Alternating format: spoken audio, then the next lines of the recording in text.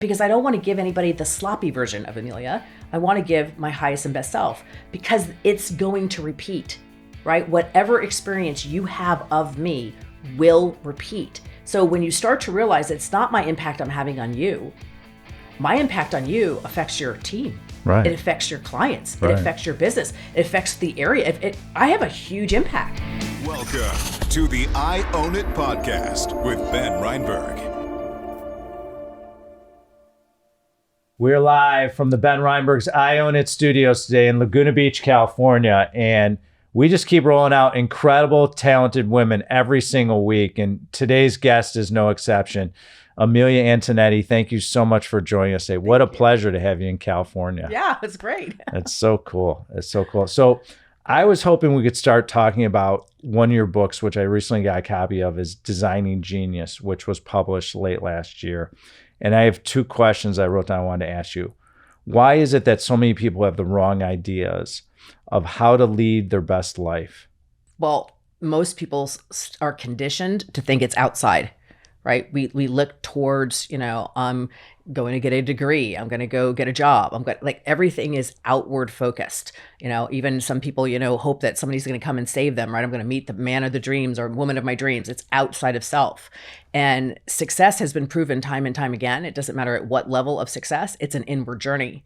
And inward is normally where people don't want to go because it hurts. So instead, they keep trying to collect things from outside of themselves, trying to build a life, but yet it never feels sticky. It never feels successful. And that's why. It's because you're being trained and conditioned that it's an outward source. It's money, it's love, it's whatever, it's out there. And I'm like, it's in here. So once you solve in here, what can people expect?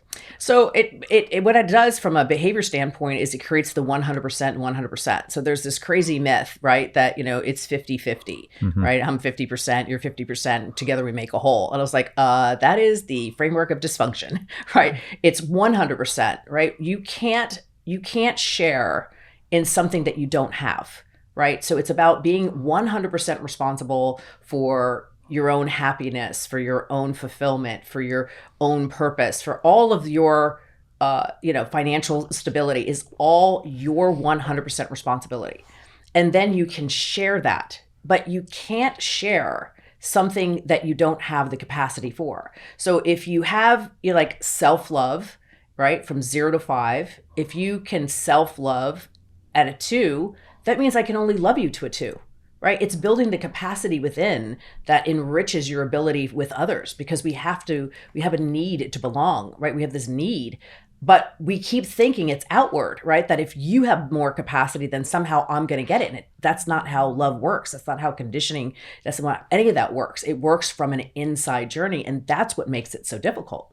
So generally speaking, people blame others, spouses, relationships, significant others, bosses, you name it, because they haven't mastered their inner game, their own self-love. And that way they can't receive the love either. And so it becomes a challenge for them. So they keep going round and round in circles, looking for something and saying, because I always say, happiness is, if you could build it internally, your whole environment will change. 100%. And it's when we talk about energy and frequencies, right, it's about being able to give, right? We feel such gratification when we give and give freely, right, without any expectation. Right. But we have to be able to receive with the exact same frequency as we are giving. And so a lot of people are really good givers and they're horrible receivers. And what they don't understand is they're cutting off the infinity loop by my knee not being able, right, to receive lovingly, right, gratefully, to receive with healthy energy. That means I'm creating the distance between you and I. So even though people crave belonging, right, they crave this sense of community, their actions, their actual behavior is breaking that. And then they don't understand because they're like, well, I give. And I'm like, the problem is not in your giving. The problem is in your receiving. Receiving without feeling guilty, receiving without thinking, well, maybe I wasn't worthy, receiving without the same abundance of energy as you give with, right? And so just from a very fundamental level, people give and they have expectations. And I'm like, well, that's not the definition of giving, right? They don't know how to give freely, right? They're trying to keep score. Like, what do I get in return? I'm like, well, then you didn't really give, right? You were trading. That's a different thing, trading this for that versus just giving. And so these concepts that allow us to really create the substance within, right? That really this deep substance, this deep presence, that you know it when you're around it, right? You know, like, wow, that person is solid. Well, because they've done the inner work, right? It's the inner work. And what they're doing is they're sharing their time. They're sharing their love. They're sharing their knowledge. It's not that weird pull from them of like, you know, have you ever been with somebody like who's an energy vampire? Right. Like afterwards, you're like, oh my gosh, I'm so exhausted, right? Because you feel like you've been sucked dry, right? It's not really this dance of giving and receiving. But when you see that, when you see, you know, two colleagues, two equals in this energetic dance where neither one of them need anything from each other, right? But they so enjoy the experience. It's an experience of wanting an exchange, and it's like a dance. And that's really where we're trying to get, is to dance with others in a way that there isn't neediness, right? That feeling that just is heavy. So it's giving a referral, giving a gift, giving knowledge without expecting anything in return because it feels good. You're receiving the gratification from others, and that's the gift that people give you, the truly contribution. Authentically, right? You know, when somebody is like, wow, I really love what you do, right? And I want to share it. It's not because I asked you to, right? You're genuinely saying, I want to share this because I got value. Well, that's the greatest energy in the world to put out there, right? Not having to sell, right? Because if I serve you, right, to my fullest ability and you have a beautiful experience, then I don't have to do that, because organically, we like to talk to other people about how are we growing and how are we developing and what, you know, what is useful, what's not useful. And so if that is a natural message, you know, an exchange from one person to another, you actually are in your greatest flow state you could possibly be in, because you're not having to push anything, right? And so when we're talking about, you know, how do I develop teams? How do I develop a company? You can't push energy doesn't create scale. Right? It's actually attracting it in, right? It's the same thing with your team. Your team is trying to attract in order for them to be able to develop to their highest and best self. But when we're conditioned to tell somebody, which is repeating our childhood, right? Good, bad, go to your room, right? The telling, nobody grows in that environment. I always say that, you know, nothing good grows in toxicity. And so if you're using behavior that isn't healthy and nurturing and growing, you're not going to grow anything. Right. It's who you surround yourself is so important. So important. So let's say you're giving. Basically, you're saying, look, don't expect anything in return. Do it because of the gratification you receive. But also, I think a lot of people, especially with significant others or girlfriends or boyfriends or whatever, they're giving to get something. Mm-hmm. There's a purpose behind the giving instead of doing it naturally and not expecting anything in return. And I think that's what creates expectations, and people have resentment towards others, because if I give you a gift, let's say you give a girl a gift and you're expecting sex in return and you don't get it, or you don't get a date, you resent her. Right. Because the giving wasn't actually an act of giving, right? It was a trade, right? You know, Bob Berg, I think better than anybody else, talks about the go-giver, right? That giving, if that is part of your identity, if it's who you are, if you actually are getting true pleasure and enjoyment in the act itself, that organically, right? That authentically is part of who you are, right? Versus trying to do something like to pretend to be somebody or to get something. Those energies are so different. And when you hear something and people are trying to mimic it, it's not organic, right? You have to be able to go, am I that person? Where do I have my area of genius, right? So, you know, for me, human behavior, people problems, like that is my area of expertise. And so I do it naturally because I enjoy it. I love being able to help somebody just to tweak their perspective, right? Or tweak what's really going on to unlock them to actually connect better. So it's just I can't stop doing it. And so when I'm giving in that area, all I want is the joy of the fact that you're like, oh, wow, I never saw it that way. Oh, wow, I didn't realize there was a tool for that. Or like, I can be closer with other people. And I'm like, yes, right. I'm just unlocking a skill, providing a tool, but I don't expect anything in return. It's just how I'm designed. It's kind of like who I am. Now, when I want to move on to it, I want to expand myself, right? To be able to say, okay, I want to be able to, give more or develop myself further, then I'm practicing another act of kindness.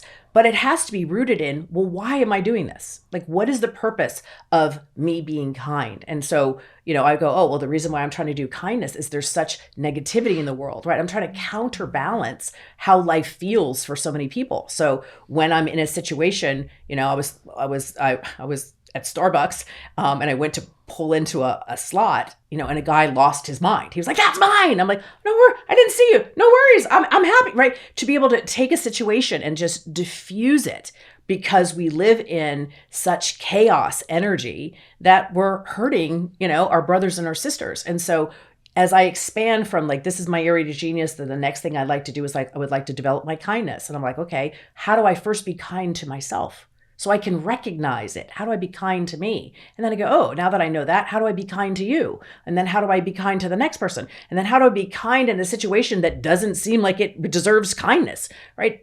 It's because you choose that that's how you want to show up in the world. But all of those things are a choice. And so many people are trying to run to catch up with their life as if they had no control. And I'm like, but every single moment is a choice. Every single moment's a choice, because you have to choose to participate.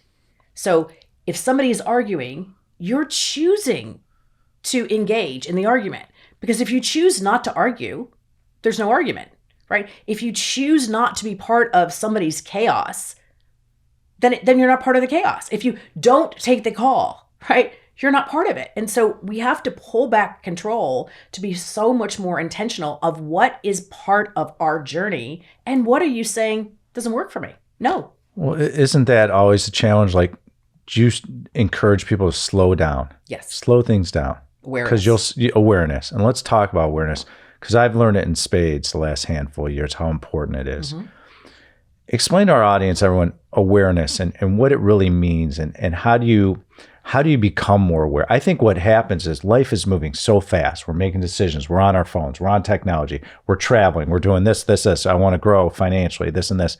We're never slowing down. Mm-hmm. And by doing that, we're not aware of our conversations. How is Amelia contributing to me? Mm-hmm. So explain awareness and what that really means to you. Right. So for a good majority of people, right, when you have a feeling, let's say your feeling is feeling depressed, or you're feeling a little down, right? Or you're a little bit in like the shadow. Mm-hmm. That is the indicator that your thoughts, your mind is in your past. Anything that feels heavy or negative, right? Or saddening, depressive, means you're thinking about what already happened. You're behind. When you're feeling anxious or triggered, your mind is in the future, which means neither of those are present. And so when your brain naturally goes to wherever your habit is, right? History or future, it's about the skill set of coming into presence, coming back to neutral, into where are you right now? And that is just a practice, because a lot of us live in our past or live in our future. And so that is the first act, is to be able to come into presence, to say, am I aware right now of my surroundings? Like, is my brain here in what's going on? Because being able to pull present means then you start to become aware of the choices. So when you come to pull present, right, and you say, okay, I actually don't like what's happening right now, or why am I here, right? It allows you to say, wait a minute, I'm going to make a decision. I don't want to be here. I don't want to participate. So I'm going to remove myself, or that doesn't feel good. Like that energy of that bickering over there doesn't feel good. So I'm going to pick up and just move. I mean, I can't tell you how many times I may be somewhere and something is going on. I'm like, that does not feel good. Whatever's going on over there. I move myself. We are so conditioned to think that we have to stay, right? We forget that we have choices, right? Choosing, making choices, because we go, oh, but I have to because of whatever the noise is. I'm like, you don't have to do anything, right? It's a choice, right? And so that's where we have to really lean into. So we're designing our life, right? So the speed and pace of your life currently is your choice. You designed it that way, right? You can very easily put a little bit of space between your meetings, put a little bit of space, right? If that's what you need, if your pace needs a reset, then you give yourself that 10 minutes to reset before you come in, just to be able to say, okay, what's my intention on this next Zoom call? What is my intention as I go to grab a cup of coffee? Like, what is it? When you get dialed into, I try to always uplift the energy of wherever I am. If I can just bring it up a notch, just a little bit happier, a little bit easier, a little bit more flow. And so that's how I kind of maneuver around the world. And when I feel like I can't, is when I have to pause. I have to pause and reset, or I have to pause and take a 5-minute little meditation, or I go, you know what? I don't feel my best ability as I'm approaching this. So I'll reschedule it, right? Because I don't want to give anybody the sloppy version of Amilya. I want to give my highest and best self, because it's going to repeat, right? Whatever experience you have of me will repeat. So when you start to realize it's not my impact I'm having on you, my impact on you affects your team. Right. It affects your clients. Right. It affects your business. It affects the area. I have a huge impact. And so being intentional to say, I am not at my best to serve you in this moment, and I think it's in our best interest that we reschedule, right? Because I don't want to do sloppy work, right? Because I'm in control of it. But if you don't have the awareness, then you're making decisions by default, right? No decision is the decision. And that's most people's life, is they're plowing through their day. They're exhausted at the end. And they're just like, I don't know if I can do this for the next 25 years of my life. I'm like, because you're not designing it, and it starts with not adding more. It's about deleting. It's doing less. Because most people's calendars, when I do an audit of their calendar, 60 to 70% of what is on their calendar has absolutely nothing to do with where their desired destination is. Nothing. It's busy work. Because people think being busy is productive. It's success. It's not. Right. Right? The most successful people are not busy. That's right. Absolutely. Yeah. So your book discusses your life story and how you became the behavior guru you are today, which I've seen live, which is really impressive for everyone out there. Share some of that context with the audience to kick off. Like, how did you become who you are today? I mean, you're a young girl, you're growing up, you're Jewish, you're Italian, and now you're this incredible, talented lady that people desire, because I always say your personal life and business life come together. Sure. Yeah. And so explain to everyone, like, how did this develop for you to become this expert in what you do? So I've always wanted to be a creator. I always wanted to build, like, since I was little, like, I was the one who had all the Girl Scouts, in my garage with the whiteboard, as I was like, okay, here's how we're going to win the thing. So I've always had this desire to, like, build teams. I've always been that one. Like, people naturally would follow me because I love that responsibility and that role. So it's kind of like just in me. And so building a company, even though when I started it, there wasn't women doing what I was doing. It's very odd. Like, people thought there was something wrong with me. They're like, just get married. And I was like, but I want to build a business. People were like, what? And so this, it was before Oprah and Martha Stewart and Sarah Smith, before all that, I had this kind of desire to do that. And when I started building it, where my team started to get, more than, a dozen or so people, I really realized, like, wow, like, I can't do this without people. Like, you can't build a business without people. And I was one of those people who tried to do everything. And I was a control freak, and I didn't delegate well. And I started, like, this aha moment going, wait a minute, the company is only as successful as my ability to develop and exchange my knowledge with my team. Like, that's my role. My role is to serve and fully develop them. My role isn't the customer. My role is the team, and then the team serves the customer by repeating the knowledge. And I was like, okay, well, where is it? Where is it located that tells us how people grow? How do they grow? How do they develop? How do they start to realize that what they learned to survive their childhood actually doesn't suit them for today? And no matter where I was looking, I've had a lot of things in therapy, but I was like, there's not a system. I'm like, where's the system that allows somebody to move from here to there, that says, this is what you're going to have to walk through. This is what you're going to have to make peace with. This is what you have to let go. This is a new skill you've never seen that you have to learn, right, to get where I wanted to go. And I kept finding nothing. So I was like, okay, let me figure it out just for my own team, right? What is it that they're doing when they're not here. That was my very first step. I just want to know, okay, when you're not working here for me, what is happening in your lives? And I had this honeydew pot. So everybody was telling me like, I'm doing laundry and I'm cleaning houses and we're mowing lawns and we're rotating tires in the car. We're doing these chores. And I was like, okay, what I started to realize was my approach to solving problems was nothing like theirs. Like I'm like queen of efficiencies, right? And I was like, wow. So I have all of my employees doing the same thing individually. Well, that doesn't make any, like I love systems. So I was like, okay, I'm going to take one thing and I'm going to solve it from a CEO's mindset, right? So the first one was all the stuff that has to happen about cars, right? Rotating tires, checking oil, like all that stuff. But I don't understand anything about it, but I understand enough to make a business proposition to say, if I've got 200 cars that need to be serviced, you come to me. And the second thing is I'm going to negotiate, right? So now instead of it being $40, right? It was $10. They didn't have to leave the office and it didn't suck up 2 or 3 hours of their time. And people are like, oh my God, that's genius. And I'm like, well, not really. It's what we do, right? We're negotiating a contract. It's what we do as business owners. So I was like, okay, well, what's the next thing, right? And so what I started to do was solve their problems that to me was not a problem, right? And helping them come together with this concept of being efficient, which allowed them to be aware of, well, what am I trying to accomplish? See, most people go into something by default. And so the first thing I did was stopped my team to say, what's the desired outcome? What are you trying to accomplish? Instead of burning through your weekend and then saying, oh, I didn't have any time to myself. Well, was that the goal?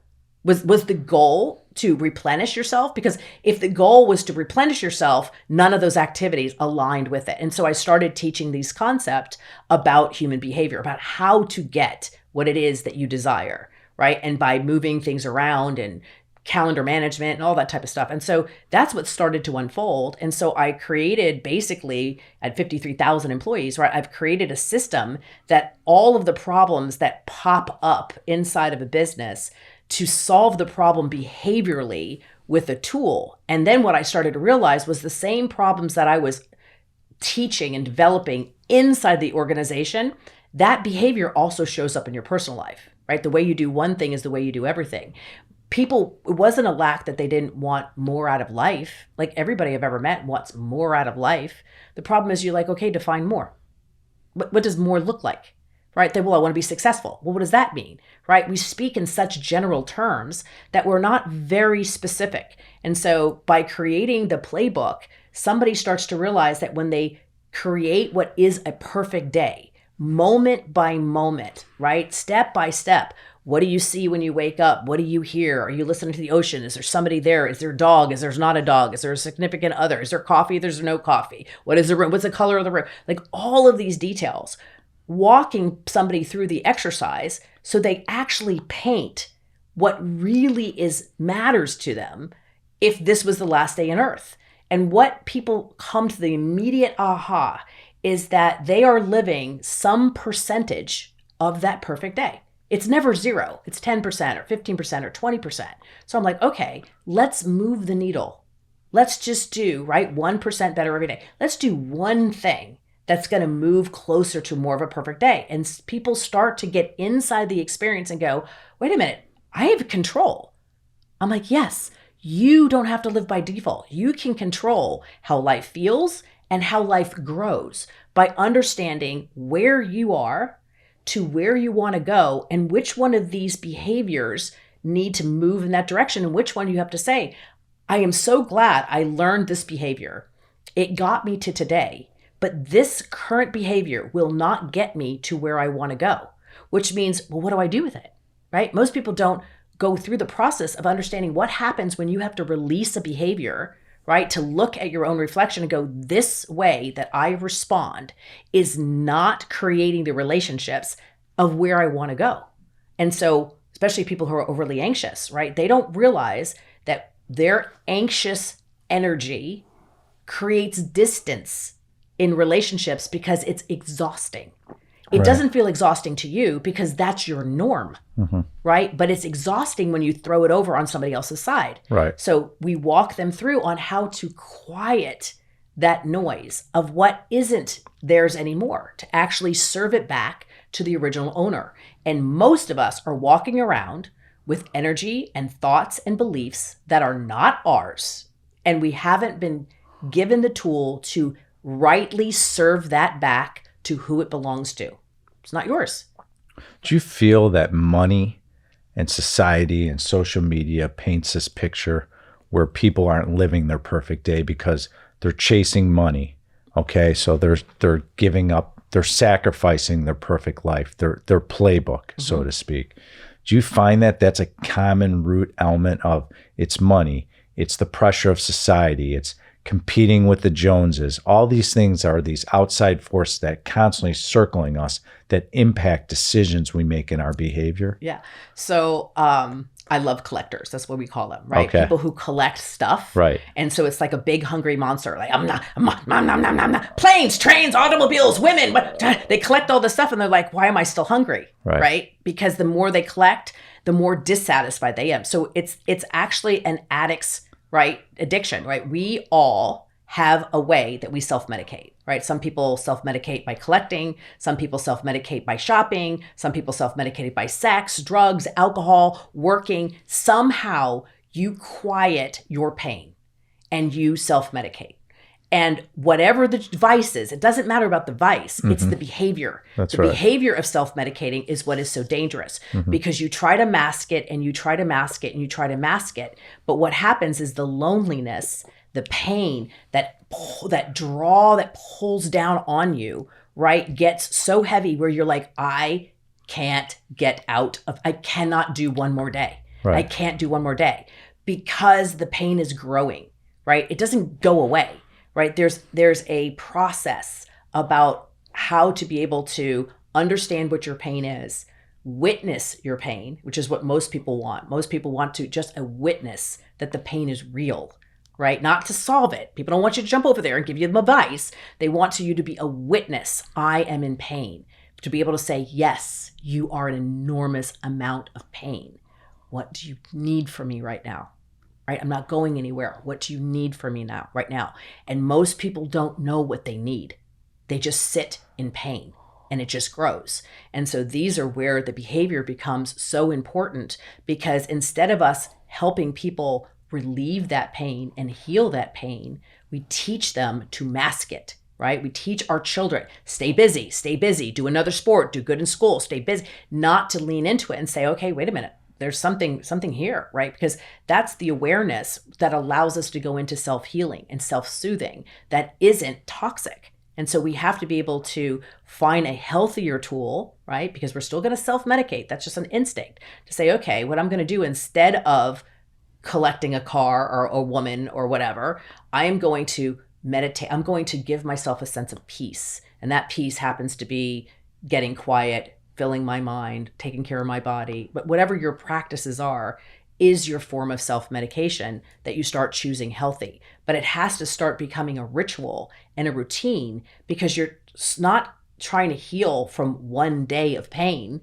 It's for however long you've been carrying it, right? So our root damage, right, is what repeats forever in our life. And that's the lesson. Is to understand, wait a minute, this is on my side, right? What I'm feeling right now, this is on my side, right? So that we can have healthier relationships, right? So if I'm triggered by something that you do, right? You don't know what the trigger is. You just know something was weird, right? Millie's being weird, right? For me to go, hey, listen, I'm triggered right now.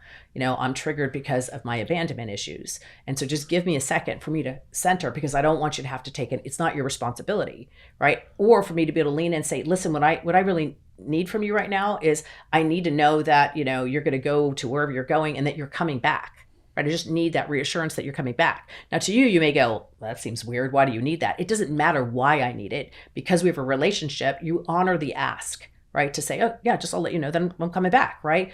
As I'm working through it, that's a way for you to be supportive. It's not for you to solve it for me, right? Because if you solve it for me, you are hurting me. You are robbing me from the journey of me being able to take care of myself, right? So when people have hero syndrome, that they want to jump over and save somebody, I'm like, the damage you are doing to not only them, but to you.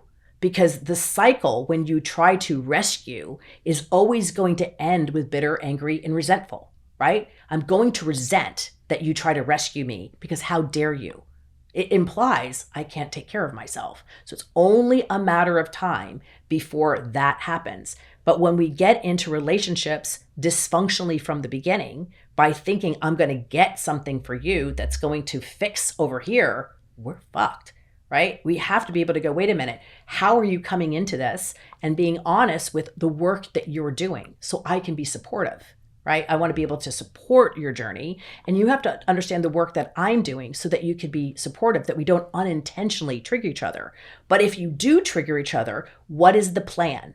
Don't try to move through something when you're both triggered, because neither one of you are present. You're in your history to be able to say, okay, when we're triggered, here's the protocol we're going to follow. No different than a business. When there's conflict in a business, what's the protocol? What's the process that we lean into, because our emotions are lying to us, right? Same thing in a personal relationship. Your emotions are lying to you. Your emotions are saying, oh, he's cheating and he's horrible and he's awful. He's spending all money and I'm going to end up, pushing a shopping cart with my kid. Like, none of that's true, right? But you're triggered. So that's where you go. In a work environment, right? People are triggered and they're like, so you're trying to get me fired, right? You're trying to make sure that your work is better than my work. Like, you start telling yourself a story like, none of that's actually happening. None of that is actually happening. And so you have to have the systems and the processes for people to work through conflict, because conflict is always going to happen, always, right? But we don't have these conversations. We don't have them with our family. If you have a family and you have kids, what is the protocol for handling conflict? Where do we go? Where do we sit? What's the starter? What's the communication? How do we measure if it's working for all parties? Like, we have we have tools. We have something called a conflict corner. We set them up in the houses. We set up in businesses, because that becomes the rules of the game when this thing hurts or feels bad. And it shows somebody how to resolve conflict, because 99.9% people don't know how to resolve conflict. What they do is they avoid it, right? Or they spew, you're just trying to hurt me. And so we have to work on ourselves and how we relate to other. And that's what development is all about. Oh, it's fantastic. So when you start working with a new client, how do you approach diagnosing the people problems in a way that, so it's not superficial, but it gets a deep understanding of the individuals, their personalities and goals, and also the business itself, including skill sets, processes, and incentives and other things that can contribute to people problems? Yeah, it's a great question. So I would say 100% of the time so far, when I get invited into a client's world, they think they know. They already tell me, this is what the problem is. I'm going to tell you about all what's going on. And here it is. And so far, they've never been right. They've never been right. What they think is happening is never what's happening. And even when I work with a seasoned CEO who's like, listen, I've worked with these people for 20, 30, 40, I know them. They're part of my family. They're the godparents of whatever. Like, I know them. And I'm like, I promise you that the minute I mirror for you their behavior and where it's rooted and what it really means is nothing that you know. And it's always shocking. So because I'm always working with my colleagues, CEOs, or, a VC that's looking to acquire something, right? The first thing they're looking at is the management team. So I can tell you, 100% I can tell you whether this team can do that goal. I mean, it's so obvious once you learn how to decode. And so when I'm coming into that situation, what I need to do very quickly, because normally it's an alpha dog, right? That's, that's usually what I'm faced against. And I'm like, listen, this is how easy this is going to be. We're going to do your playbook. If I don't show you at least 3 things about yourself that you don't go, I had no idea. Oh, yeah, you're right. Like that. If that doesn't happen, you don't have to pay me anything, right? Because once I help them see their own reflection and root down the very specific things that they need to get to the next level, right? We require people. And a lot of times we mislead our people with what we say we need, but it's not really what we need. And so you feel frustrated that you're not getting that momentum, or set up for the tipping point, right? Because everything is a part of an experience. And so, especially people who are trained in sales, they don't understand that the easy knocking over the domino is if all of these touch points, right, were in harmony, right, that were in synchronicity in order for the salesperson to tip it over. If not, That's why the salesperson has to keep reselling and reselling and reselling to push to the close. But the pushing to the close, even though the act happened, there's always this like lingering kind of like, I wonder if that was the right decision, versus having it where they're excited, right? And now anticipating into the onboarding process. And so that's where I start. I start with an executive and I'm like, let me show you where the resistance is in your life. And let me show you where you're not building capacity. And if I can't do that, we don't even need to talk about the executive team. But once they experience it, then they're like, wait a minute, then the minute they go, then they're like, oh, I have this person on my team that I was always wondering about. And I'm like, okay, there you go. Right. So now I go there and I'm like, let me now show you what's really happening with that individual. And they're always like, wow, because it's not what they thought it was. Right. And so it just allows me to kind of go deeper and deeper within the organization so that everybody is on the same page of their mirror, because now they understand their roles and their responsibility that they're contributing right to the output, which is they was like, oh my God, I always thought it was you. I didn't realize where I was compared, right? And then we start doing the matching part of it and saying, well, if this is this person's like core energy they put in the world, it's the thing that people say about them. Everybody who knows them says the same thing about them, right? So let's say the word is reliability. And then you look at the role you have them in, and then you go, okay, how does reliability have anything to do with this role? And you're like, oh, it actually doesn't. You're like, they're in the wrong role, right? They've learned just because you're good at something doesn't mean that's where you're supposed to be. It doesn't create the scale that the company needs. The company needs somebody's area of innate genius, the thing that they'll notice and see in that role that nobody else will see, to be able to surface that up to the decision maker. But if they're not in the right role, you never get to see it. Right? And everything kind of just feels heavy. It doesn't quite go. And so we play these games. We play a game, we pass a baton and people go, oh, wow, they have no idea where they needed to go. Or you can start to see where the energy of the handoff between the different department is so chaotic that you go, that's why it's so stressful here. So we play the behavior games that for the people participating or the CEO who's observing, it immediately pinpoints, oh my gosh, this is so obvious. And that's what people pull back. They're like, oh my God, this simple exercise has just told me exactly what's happening in my company. I'm like, yeah, every day, over and over and over again. So that now you understand where there has to be a system. But if you can't see it or experience it, you just know something's happening up there, but you can't really experience the highs and lows that it takes as things move throughout the company. And that's your job of a people officer or a heart officer or experience officer. We train those officers in human behavior and show where all of these stuck points happen as one person bumps against another person, even though they have great intentions.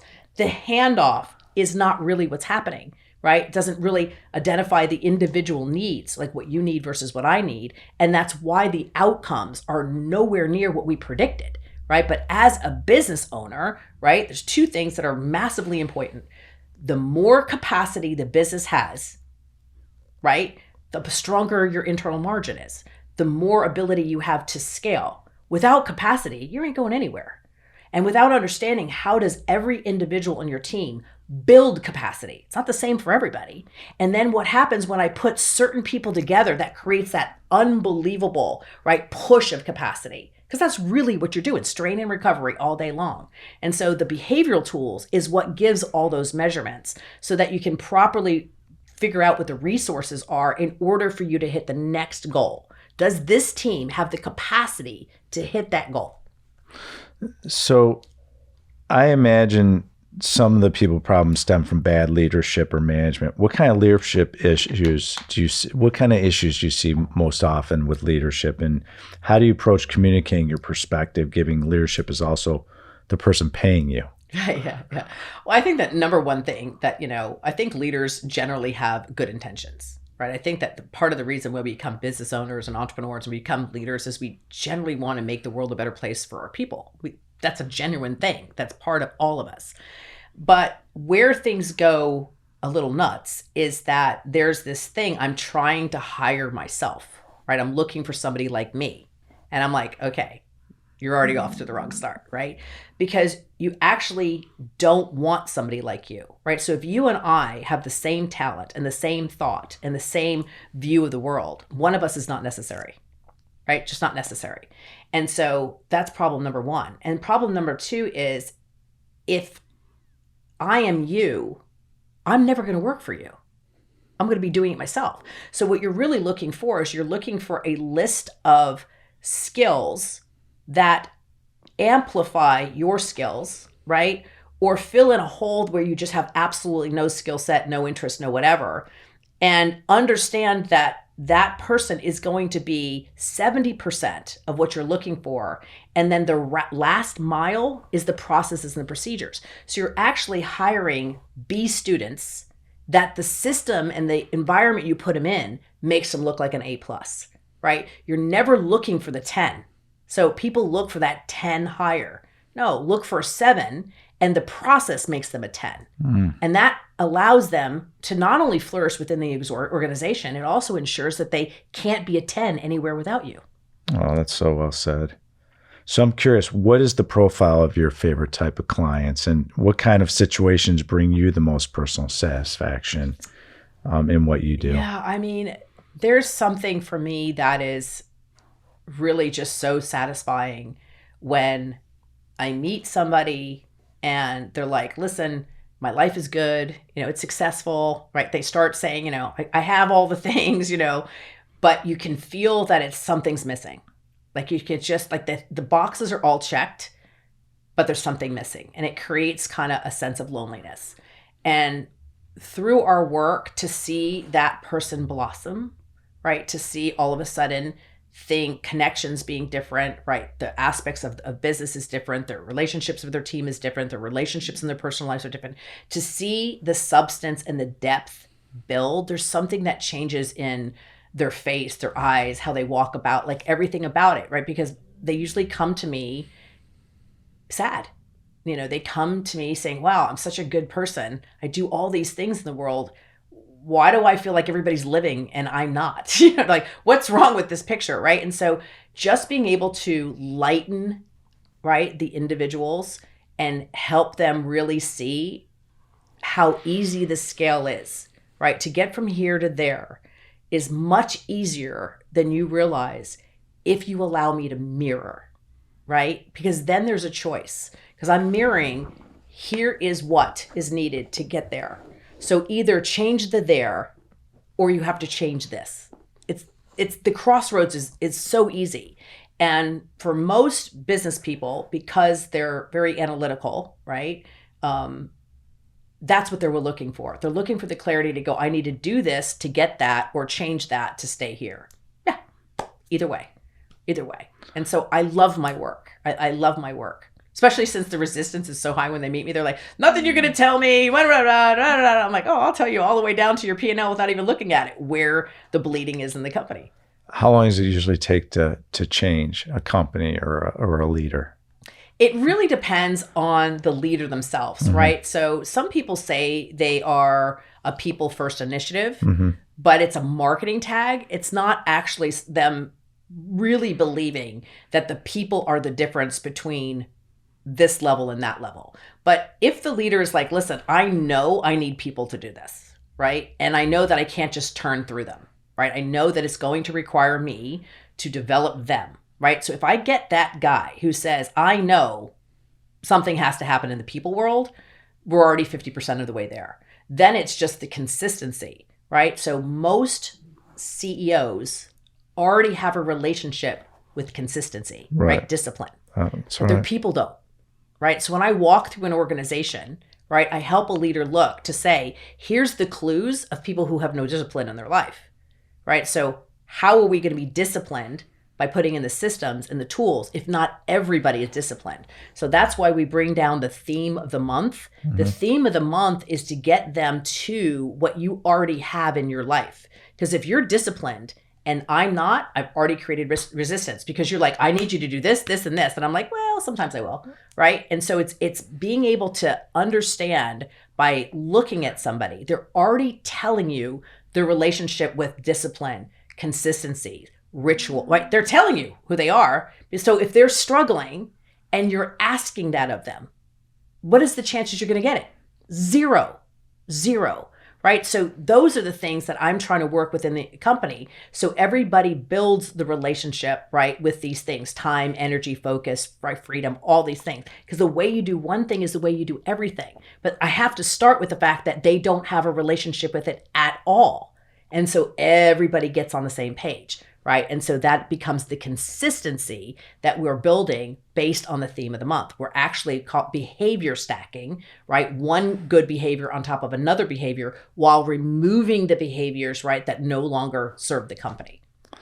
You talk about time a lot and how valuable it is, because that's all you have in life is your time. Yeah. It's always a shocker. Yeah. It's always a shocker when we do the time game. Yes, it sure is. Yeah. It sure is. Yeah. It's an awakening, though. Yeah, explain to everyone what's the benefit of what you teach in time, and it creates that sense of urgency and decision making and pulling the trigger, which I always encourage, especially in all different businesses in life. Understanding your time. Explain to everyone what time means to you and how do you teach it? Yeah. So, I think that time is the great equalizer, and it's the thing that we really don't want to look at. Right? So people will always say, oh no, I'm going to live longer. I'm going to do this. I'm biohacking. I'm like, okay, well, let's just use laws of averages though, right? Because, business works on math, right? And so you have to plan, right, for the worst, not the best, right? Or your business will never work, right? And so we have to say, okay, based on the statistics, what is the average? Maybe I'm going to beat it, but what is the average? So that you can start getting a sense of how much time do you have left based on the average. And so we actually dial those weeks right up in front so that people can understand how many weeks they have statistically. And what that does, especially when you have younger people and seasoned people on the same team, you can understand why a young person who still has 3,000 some odd weeks and me who has 1,000 weeks, why is it they move so much slower to get something done? Because they have more life in front of them. Why do I have a sense of urgency? Because I have more life behind me. And so just that awareness by putting everybody's weeks up shows them their perspective, right? Our perspective changes as we get older, because when you're young, you think you can do anything. You get all the time in the world. But then there's that tipping point where you realize, like, wait a minute, right? And so with the younger people, because they have more life in front of them, the way that I lock in what time really means is I take it to their parents. I was like, how often do you see your mom and dad? Once a year, twice a year, 3 times a year. Okay. Based on how much time they statistically have left, what does that come down to? And it usually comes down to they have like 13 more visits, 20 more visits with their parents. And they're like, oh my God, what? I'm like, yeah, that's all you have. That's all you have. And so it starts to give you this perspective of nothing is forever, right? I do a whole chapter in the book that says, what if you knew this was the last time? What if you knew this was the last time you were going to wake up next to your loved one in bed? Because things happen. Right? That not only people dying, but people get divorced. And you never know what that last time was. Would you have leaned into that last kiss, the last time you made love, the last time you were with your parents, that last dinner differently if you knew it was the last time? Because that's people's biggest regret is when they lose somebody. I was like, oh my gosh, I thought I was going to, be back next week. I thought there was going to be a Sunday dinner. You think, right, there's going to be something else. And you don't realize that next something else is, hey, I want to get divorced. And you're like, well, that last night, I guess, was it, right? It's that perspective of coming into full awareness that we only have a set amount of time.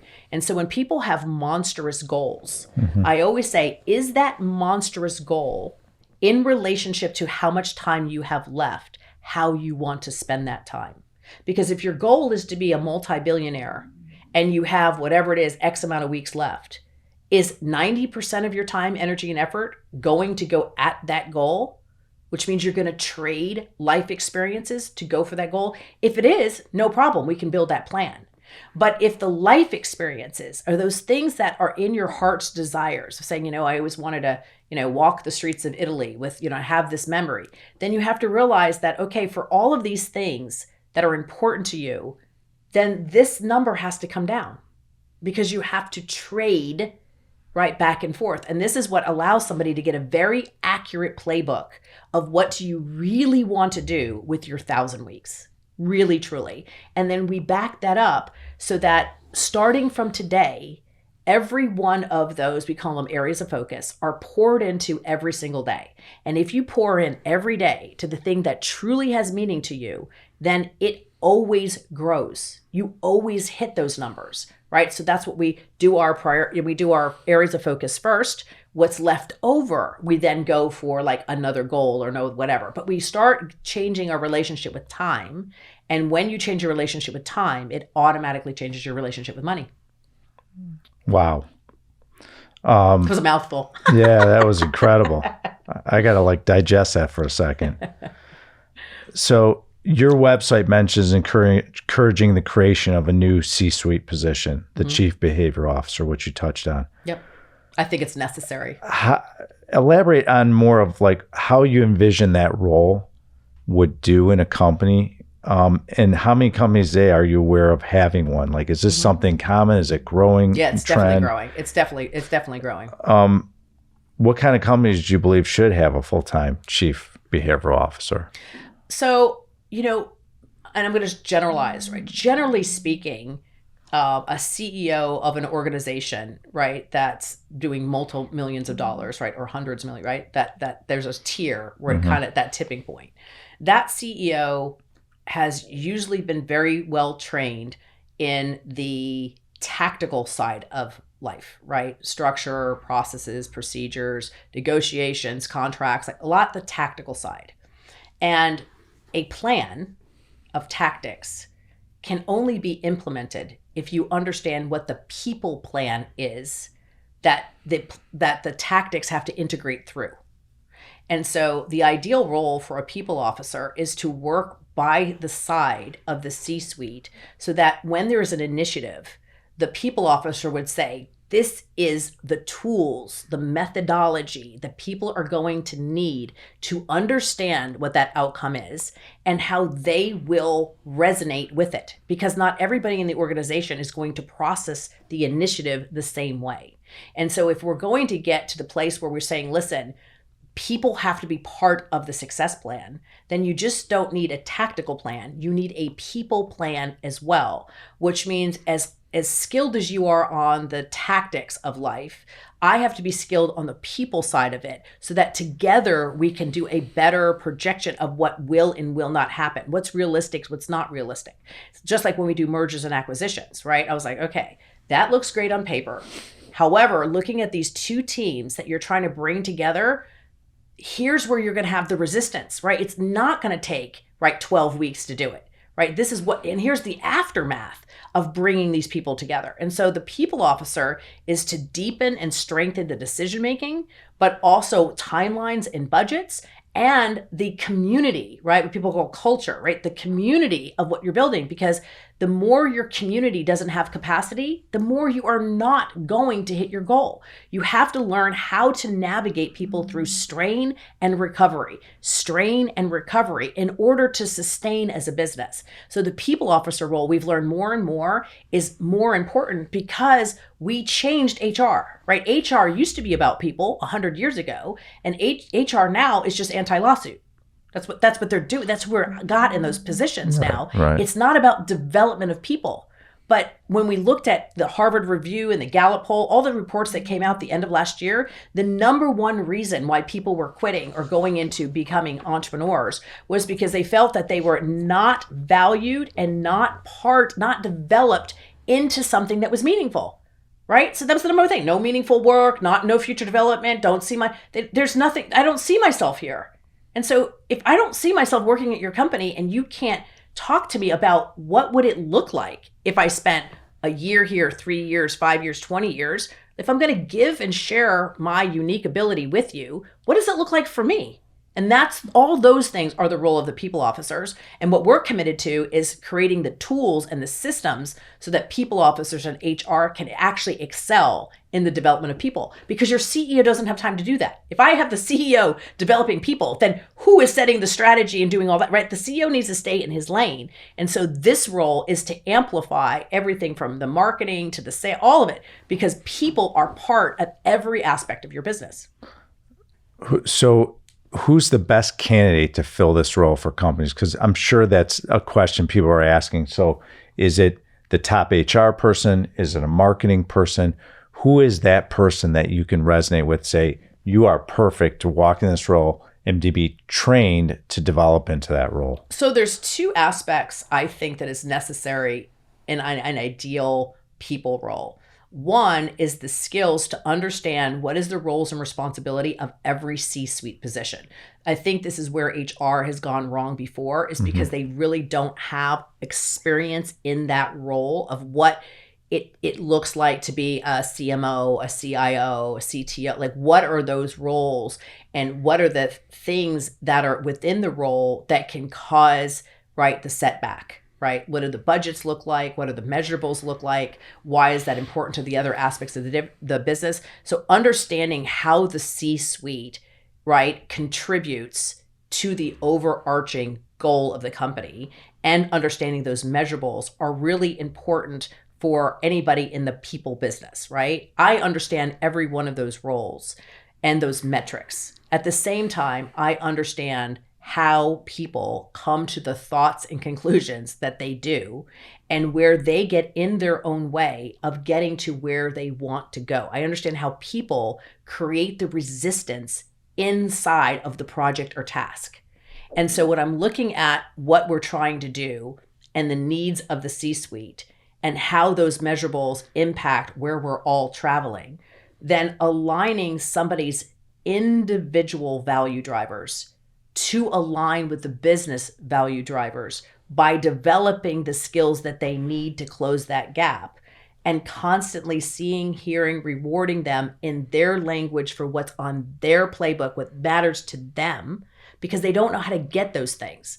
So when a company just gives an individual a raise, why does their lifestyle not change? Because they have a bad relationship with money, and money doesn't bring the life book to life. They don't know how to do that, right? And so it's closing the gaps so that the lifestyle continues to improve from the individual level while the value drivers of the company is also moving to the growth, so that everything is developing. And so the ideal person understands how to use these behavioral tools and when, and how to then take those measurements of improving the people and how does that affect every single thing within the C-suite. Same thing when you're talking about marketing. Well, marketing is a communication to people, right? So understanding your true avatar, right? To be able to then speak to that avatar, because that avatar speaks a certain way, believes a certain way, associates a certain way, but most people really don't understand what that is, because a lot of times when I go into a company and I'm like, okay, here's the company's avatar. Would you be friends with them? Well, no. Oh, see a problem with that? Yeah, absolutely. You know what I'm saying? And that's what's happening. It creates resistance because the person within the company actually doesn't like that person, but yet they're supposed to be contributing, right, to the content or whatever. And I'm like, why? Because you wouldn't be friends with that person. So you don't really know that person, right? You have your own viewpoint of it. And so it's tighten up all those areas in the business where things are disconnected, which means that the consumer experience feels disconnected. The employee experience feels disconnected. And then the C-suite is like, I don't know why we're not moving at a better pace. And I'm like, I can point to those areas why. Right. Sure. Yeah. Absolutely. So on TV, you're the behavior guru, like for Oprah and Steve Harvey and Dr. Phil. What's your favorite thing about doing appearances on TV? I mean, is it ever challenging for you to land nuanced points with a TV talk show format? My favorite thing, so this is why I love TV, right? Because especially TVs that actually have a live audience. And so basically, I can move you towards the actual desired direction in about 11 minutes. Okay. Right. So I love working on TV shows where, there's people who are like, listen, I just can't get on the same page with my child. I can't get on the same page with my spouse. I can't get on the same page with my in-laws. Like when people are struggling, that they've already utilized every resource that they can think of, and it's just still not working, it's a perfect opportunity for me then to mirror, right? And then give them a game. I love we have so many games. And so when I give them the game does the teaching. Right? So then all of a sudden people are like, oh, wait a minute. Hold on. I'm like, there you go. That's what you're actually doing in this situation. But it allows them to see their own participation. The reason why we have conflict is because the belief system subconsciously is that you're the problem. So until I can mirror to see how I am contributing, you're never going to get to resolve. Right? And so that's what the games are for. So I like to take everyday people who have everyday struggles to be able to show them, here is an immediate tool that you can do so that they understand that everything in their life that has resistance, there's a solution to. So just a solution. Just a skill. You handle a lot of relationships, teaching, coaching, mentoring, different relationships. Mm-hmm.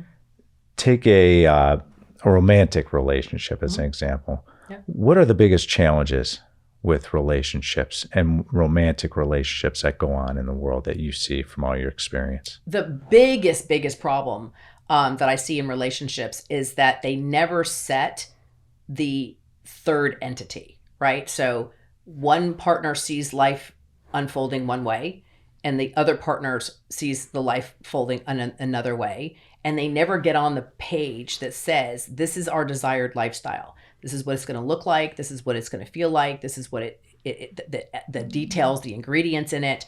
They never go through a detailed plan of what it is they're working towards. And then to understand that that third entity is a little bit of you and a little bit of me, that we both have to contribute to that third entity, which means I have to have skills on my side to contribute to creating where we're going. And you have to have skills, right, where you're contributing to where we're going. And we both have to feel good about what you're doing and what I'm doing, right? That's part of the trust. I trust that you're going to continue to develop these skills that are adding to that third entity and vice versa. And so to be able to create the plan so that it isn't about you and me. I'm not doing it for you. You're not doing it for me, because that causes distance in a relationship. It started building bitter, angry, and resentful, right? Because I feel like you're my dad, right? I'm like, I'm having to report to you. Like, I'm not doing that, right? And the more talented an individual is, and the more somebody is independent, the less likely they're going to be told what to do. And so to remove that energy and unite that energy is to be able to say, well, what's the third? Where are we going? Why are we going there? And what does it mean to you? What does it mean to me? So that we're putting our energy towards the same lifestyle. So the reason why I behave the way I behave is because I'm committed to the lifestyle. It's not about you. It's about the lifestyle that we're working towards. And then to be able to revisit that, because things change, right? So, for me, once a quarter, I sit down and I reevaluate that third entity plan, right? What has changed? What has changed in my environment? What's changed financially? What's changed about my influences? What's changed about the people? To be able to make sure that I always know, where am I going? And we hear that when we interview very successful people, one of the first things that they say is they have clarity in detail of the vision of where they're going. But why we don't do it in our personal relationships. So many times when I'm working with a very successful business person, his wife has no idea of what the plan is. And then they work 20 years and then she's like, oh, but I don't like that plan, right? And everything blows up. There's nothing more expensive than disruption in a relationship in the ninth inning of building your business, right? So I try to secure relationships because the last thing a business needs is divorce, right? To ensure, to go, wait a minute, is there a way to unite, right? So that we can bring the commonality. And the only way to do that is understanding the two playbooks and then the united playbooks, and then how people contribute in order to be able to get that. And so many of us get into relationships where they're not really evaluating, right, the intentions and the skills of the other person. We already know that some of the most successful people in the world, right, have a power partner, right? They have that person that is working to achieve the same goals, right? No matter what the goals are, both people are working towards that goal, not that they're both working independently, right? Because then you've got two parallel lines that are in competition, mine versus yours, mine versus yours. And so nothing grows in that energy, just won't. And so the whole idea of marriage or a union is starting off on the wrong foot, because we're still trying to use the ideals of 1950s where a guy and a girl got together, she did this, he did that, and it was kind of like an older model. Well, there's nothing wrong with the model, but you have to improve it now, because in most areas, especially areas of decent influence, it's not feasible to think that one person is going to bring down the $500,000 it takes a year to be able to take care of the family and everything else that's required. So you're basically going, okay, well, you guys are all going to live your life and you're going to kill yourself. Well, that doesn't sound like a good plan. How do we both pull our resources to achieve the life we both want, right? And that's the power of partnerships, right? It's what we do in business, right? We sit down and go, okay, what are you going to be as a partner? What am I going to be a partner? What are you contributing? How are we both going to get rewarded, right? That's the same thing that has to happen in our personal life. What are we working towards? And what are we willing to say no to? And what are we willing to say yes to? So we're both designing that life that I inherently want. I don't want it because of you. I want it because I want it. And you want it because you want it. We push the ball in the right direction.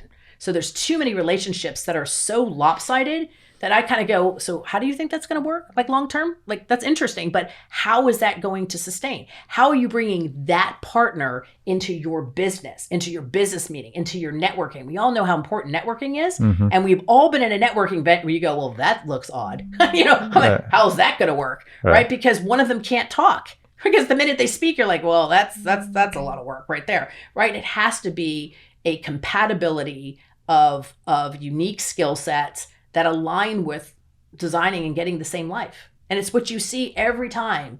Like when you look at somebody and you're like, oh, wow, they have such a great marriage. You realize that both of them are contributing. Both of them are consistently disciplined in self-development, right? The awareness, the hard conversations, auditing. Is life working? It's not working. Let's have a conversation. And so it's all about skill sets in order to be able to design anything that's valuable. That's great. So one of your hobbies is reading in your hammock. Yeah. Okay. What are some recent nonfiction books you like? Oh, I don't, so I don't read a lot of, so right now I'm reading, oh my God, what's it called? It's like Inside the Mind or something like that. So I'm always reading like psychology books. I'm diving into those things. I just finished the new book from Dan Hartley. Right. So I'm just always I always have 5 or 6 books that I'm pillaring through at a time, and I kind of pick up which ones. So I have them by my hammock. I have them by my night table. I have them downstairs, by the breakfast nook. And so I'm constantly, so I don't read like beginning to end. Like I feel intrigued by something and then I start scavenging through different books to see their perspective on it. But I love, but maybe to a fault, like I and my business partners love to read too. So we're all like addicted. I can't keep up with Patricia. She's always like ahead of me by 5 books. I'm like, damn it. I haven't gotten there yet. It's like, right. And so I love to learn. My partners love to learn. I think that, one of the skills I'm the most curious cat in the world. Like you can say anything. And you're like, how would you like to jump in green slime? I'm like, I don't know, but that sounds so cool. Like I'm the girl who wants to do anything and everything. You want to jump on a plane? Yeah, let's do that. So, like, I am just curious about experiencing anything because I would rather say I had the experience. It doesn't matter if I like it or not. I just love the fact that I did it, right? I think that's why I climbed Kilimanjaro, like all those things. People are like, why in the world did you do it? I'm like, I just wanted to experience it. So I have a ferocious thing for knowledge, like knowledge, experience, where I like to travel. So yes, I'm usually in my hammock with a highlighter and folding thing, sticky notes everywhere, just going, oh man, that's awesome. Because I want to be able to come back to it to just think on it. I also hold really good spaces of time of just thinking time. So as much as I take in information, I sit and really kind of contemplate on like, what did I just learn this week? And what does that all mean? And how does that, change my perspective of myself, right? So after I've dove into a bunch of books, I then always sit and go, okay, what about me is going to be different? Now that I know this, what am I going to do differently about myself? And that's where I can literally pinpoint how much I've grown over the last decade, because I'm constantly saying, oh, well, now that I know, and I didn't know it before, here's how I'm going to implement, and I'm going to make a change, right? And so that's, I think, one of people's biggest downfall is they're big note takers, but they don't create the space to put the notes into play, right? I always say the 1% better. Take one thing that you took a note on this week, just one thing, and implement it into your life. Give yourself the room, right, to implement it, and always take a new thing and stack it on a current, reliable behavior. So if you're like, hey, I always work out, like you work out no matter what, going to the gym is like automatic to you, then if you're going to try to do something new, I'm going to stack that next to the behavior that's already ritual, right? Because now you have a chance of that new behavior to succeed. Most people take a new behavior and they try to find an open spot on their calendar and put the new behavior where there's no ritual. And I'm like, not a chance in hell that's going to work. You have to stack something new in between something that is consistent. And that's how you start building. So I'm always moving things around because I have a really good idea of who I want to become. Let's talk about routines, because you kind of touched on it. Yeah. And you talk about 22 minutes in the morning, 22 minutes in the evening. I have a morning routine. I have an evening routine that I religiously do. Explain the concept of, someone asked me, why 22 minutes? Why in the morning? Why in the evening? Right. Explain that whole method. So your mind really looks at the way something begins and the way something ends. And so if you protect with everything that you've got your morning, meaning that you just spent all night recovering, right? Restful sleep. Why in the world would you give that first morning impression to anything other than your intention, right? I say I wake up and I choose happy. Most people, when they wake up, they touch their phone, which means you just gave the power of how you are going to feel to social media. Like whatever you got exposed to, your reaction to it is part of your belief of the day. And so you're trying to build an intention and choose how you want to feel about life.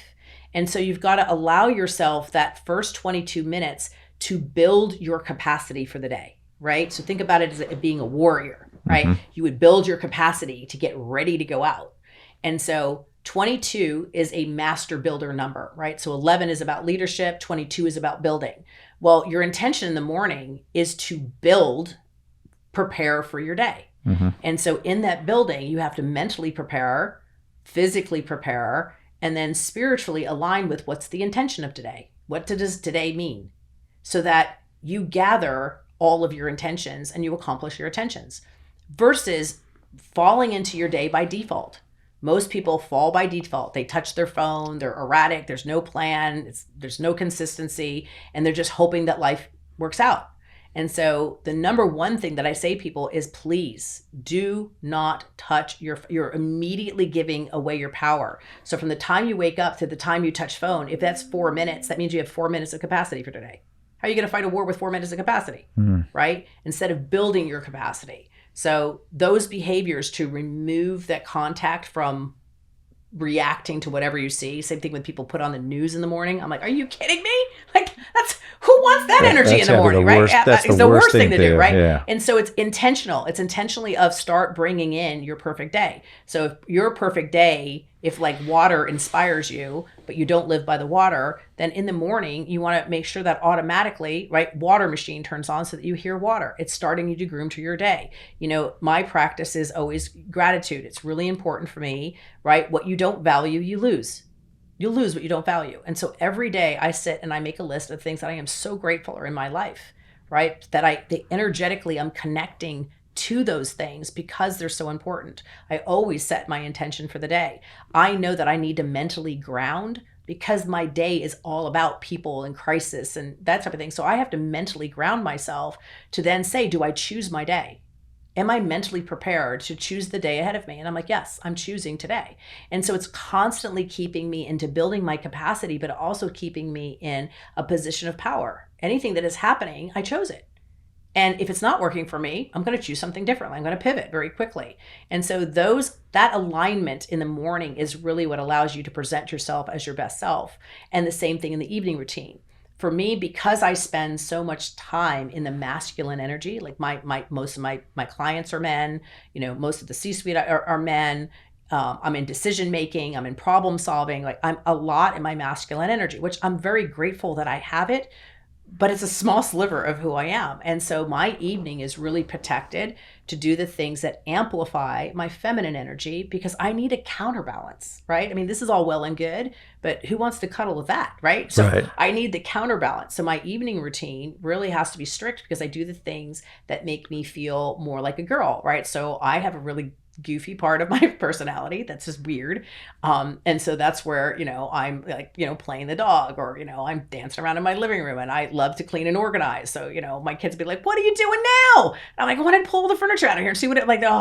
So I'm always doing something girly, and so I dress for bed so that I'm out of my work clothes and I feel more feminine, and I usually have candles going, but I really like to lean into the opposite energy because I spend so much time in that. And so if you don't practice, your relationship with your feminine, that when you actually need it, it's not as developed as the other side. And so in my personal life, although I'm, highly skilled and very productive, there's a lot of my personal life that it's not my masculine energy that I'm leading with, because, my counterbalance is I want to be able to play against somebody else's masculine energy. So if they're in the problem solving thing, then I want to be able to create the entertainment around that problem solving, right? I want to be able to go, look, we can do it like this. And so that's the thing that you have to be able to realize. How do you identify? And I think that a lot of times one side of us is so underdeveloped that when we're trying to build intimacy, we don't have it developed to play with. And we're hoping that our partner just fills in that blank, which I always think is funny when I'm talking to somebody. I'm like, so you want somebody to be intimate without you? Isn't that not what intimacy is, right? So if I have the capacity and I have the opening to be intimate, but you haven't developed that side, so I can't get to you, even though I want to, if there's no space for me, how am I going to reach you? And so this is where men and women get confused, that both people have to create the space and the intention and then the environment in order to have intimacy. As you create it, the more you create it, the more you can then hint to it throughout the day, right? Those become the things that only you and I understand, that nobody else understands, but you and I understand what's going on, which is keeping the intimacy fed, right? And so just like anything else, what you don't value, you lose. Intimacy, which is so important for us as beings, needs to be constantly nourished, right? Well, it gets nourished differently from the feminine energy than it does from the masculine energy. And so that's the game. But this whole thing of life is a game, and we just have to learn how to play it. Oh, it's so well said. So the name of the show is I Own It. It's owning every aspect of your life, which you do. I try. Yeah. Can you share a recent example where you could look at and say, I didn't own it fully, and you had it all wrong? Yeah. I mean, there's so many of those. I think when you realize that you're not owning something, it's the biggest ouch moments that you have in life, because you could have showed up better. So I will definitely say, in the passing of my ex, I've relived that 1,001 times to say, is there something that I could have done differently? Could I have leaned into that situation? And so, I really took literally, months of silence really to just understand that experience of, when somebody commits suicide, it gives you an opportunity to really kind of go, what could I have done?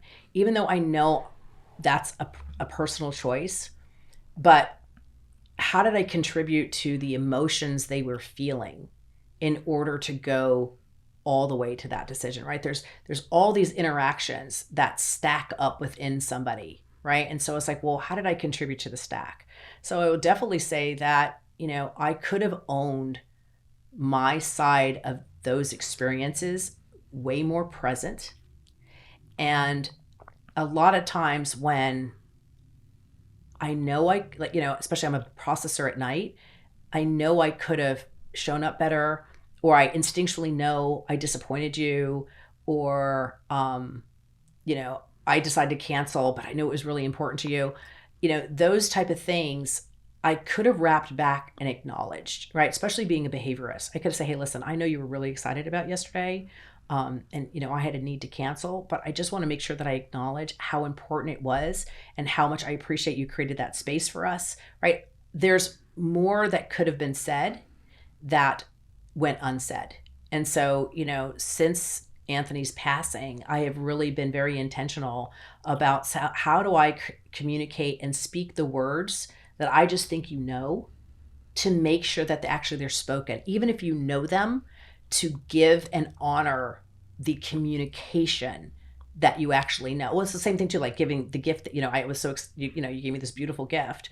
It was really important for me to overly communicate to you how much it meant to me, right? And how excited I was, like, what now, how am I going to put it into play? Instead of just saying, okay, well, thank you, or that was a really nice gift, I wanted to say, not only am I excited about it, it's my first one, so I'm like, hey, and I'm going to wear it tomorrow home, right? To really take the time to give you all of those details so that I actually imprint my gratitude instead of being sloppy with it. And so I think that that's what I really didn't own, is I didn't realize how much my energy impacts others, right? That my responsibility, like I'm a big force, right? And so the absence of me it's aware. And a lot of times that causes pain and I don't realize that, something as simple as me not attending or not coming or doing whatever. And so I'm trying to take more accountability of my role in the responsibility, just because this is who I am. So that's how I haven't owned it, but I'm going to get better. All right. What's the best way for people to follow you? Like, is there a website? Is, social media? How do people engage with you? Yeah, well, I love for people to go to Designing Genius, because it showcases how we serve others. And so I'm always looking at comments and when people reach out to us, because I'm curious about how people are curious about people. So always my curiosity. Definitely can reach me on the social channels. Again, just Amilya. You can find me on Twitter. It's just @Amilya. And on Instagram, it's Amilya_Antonetti. And I love that. I look at the comments, right? I like to see what people are, I agree or I disagree, or that's interesting, or tell me more. So I'm definitely paying attention to the social streams, because I'm really committed to teaching people about behavior, like why it matters to everything. So please reach out to me. That's fantastic. So we're going to wrap up with our 3 questions. Are you ready? Oh, God. All right, here we go. All right. Okay. So I'm not even going to say your age, but I know how old you are. Uh-huh. So go back. Older than dirt. Okay. Yes. Go back about 40 years. Okay. To when you're 16. Mm-hmm. And now you are this sophisticated, intelligent, successful woman. You can go back to when you're 16 years old. Mm-hmm. What would you share with your 6-year-old self that, you're laying on a couch and you're able to free associate and speak to yourself? What do you tell your 6-year-old self with all the knowledge and experience you have right now to help that person become who you want to be? I mean, I think if I was talking to my 16-year-old self, I came out of such a messed up childhood that at the age of 16, I really was like, I just don't think I can do this forever. Like it just can't hurt like this forever. And so I think I would go back to my 16-year-old self and say, I know that your environment has told you that the monsters are out there, mm-hmm. to realize that the monster is here. Mm. That the greatest monster that I've ever faced was in my childhood. It's never been out there. And so I think it would help that 16-year-old girl not go out into the world so timidly, so afraid, so protected, mm-hmm. so defensive. I would say most of my, teens and early 20s, because I had custody of my younger brothers, so defensive, because I thought the monster was out there. I was waiting, right? And I didn't realize that the monster was my childhood, and everything got better from that. And so I think that it would give me such a sense of relief to know that it was going to get better. So it's our last day on earth. God forbid. Yeah. Okay. It's just me and you, kid. That'd be good, though. All right? Yeah. Okay. I'm cooking. Well, hold on. We're not there yet. We're not there yet. Slow down, right? We got to slow down. It's our last meal together. Mm-hmm. Your choice. What are we eating and what are we drinking? So I am Italian through and through. So definitely it's going to be some incredible bottle of wine. Oh. 100% will be wine and definitely red. All right. And then as far as eating, I have a very wide palette of foods because I've traveled so much. So I definitely love anything that comes out of the water. If it comes out of the water, I'm full game. Okay. And I love vegetables, so like I love artichokes and I love, eggplant and Brussels sprouts, anything. So it's going to be like some lively looking, cool salad with stuff on it because I like all the stuff, and then seafood for sure. And then just pairing with just great wine because the wine just dances on your tongue. And so something like that. And then dessert. Okay. What do we do for dessert? I don't know. I'm such a cook. Desserts. I always kind of like that tangy tart kind of thing. Okay.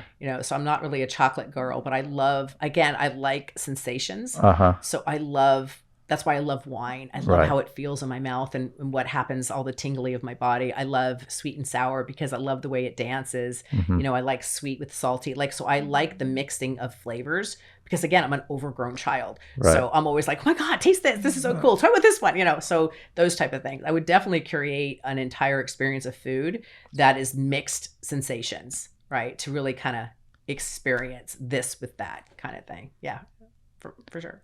So as you can see in our studio, we have a grand piano, drum set, so cool, electric and acoustic guitars around us. Yeah. Behind me is a black door. Yeah. Okay. You could have any band or musician walk through that black door. Mm. They could be living or deceased. Mm. Your choice. Who would you have walk into this studio with us and play us a song? And what song would they play us? I am crazy about Queen. Okay. I've always been. Fantastic. Anything from Queen, I think I can fly. I literally think I could jump off a building and fly. I listen to it before I take stages. I listen to anything from them.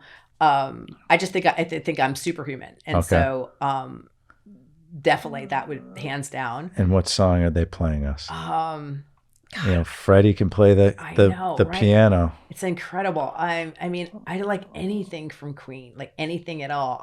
From that Bottom Girl. I like all of it. All right, anything. Pick one. We only get one. Oh my God. I guess I guess their most iconic one, right? Because it has both the music and then it kind of has the ballad at the end. Plus it was a great movie too. So, I guess, We Are the that champ, that whole song, I guess would be incredible to be able to witness his performance. Something I never saw them in concert, but I think him, just being able to get into his creative mind. Okay. So before his time. Perfect. Yeah. Well, Amilya Antonetti, thank you so much for joining us today. What a pleasure. Thank you. If you are interested in listening to more episodes like this to drop this type of knowledge around the world, kick that right-hand button and click subscribe. Feel free to click the like buttons as much as you can because as we say in the ether, let it go viral. To follow me, go to benreinberg.com. Follow me on all the different social media platforms. And feel free to log on to my company's website, AllianceCGC.com. We're the leader in commercial real estate investing. And for our brand new fund we just launched, the Alliance Medical Property Fund, feel free to click on that fund and you can invest passively as well, just like I do, to build wealth and a legacy for you and your family. Amilya Antonetti, thank you so much for joining us. And we hope to see you soon. Always. Thank you for listening to the I Own It podcast with Ben Reinberg. To hear our past episodes and connect with Ben, visit benreinberg.com.